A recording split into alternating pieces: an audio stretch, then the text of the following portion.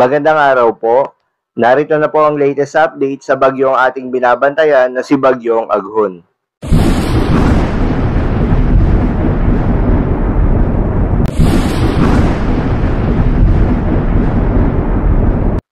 Sa kasalukuyan at ayon sa pag-asa, napanatili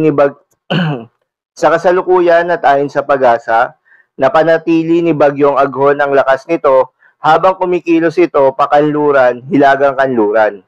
Huling namataan ng sentro nito 240 kilometers east of Hinatuan, Surigao del Sur. Ito ay may lakas na hangin na aabot sa 45 kilometers per hour malapit sa sentro at may pagbugso na aabot sa 55 kilometers per hour. Ito ay kumikilos sa bilis na 30 kilometers per hour kanluran, hilagang kanluran. Malaking bahagi na ng Visayas at Mindanao, pati na rin Bicol Region, ang naaapektuhan ni Bagyong Aghon. At dahil sa unti-unting paglapit ni Bagyong Aghon sa ating kalupaan, nadagdagan pa ang mga lugar na isinailalim sa Tropical Cyclone Wind Signal number 1, kabilang na ang buong Sorsogon, ilang bahagi ng Albay, Catanduanes, Camarines Sur, Eastern Samar, Northern Samar, Signal number 1 din sa Leyte, Southern Leyte, Dinagat Islands, Surigao del Norte at Surigao del Sur.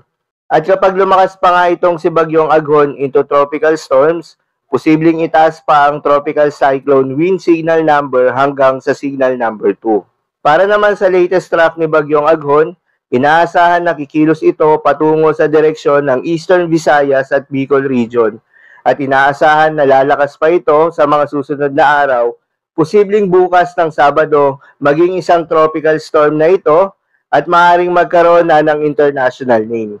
Pagsapit naman ng Linggo hanggang Lunes, posibleng lumakas pa ito habang umaangat sa may silangang parte ng Luzon, maaaring maging severe tropical storm na ito at pagsapit naman ng Lunes hanggang Martes ay kikilos na ito o lilihis na ito papalayo ng ating bansa at lalabas na ng ating Philippine Area of Responsibility pagsapit yan ng Martes as a typhoon category.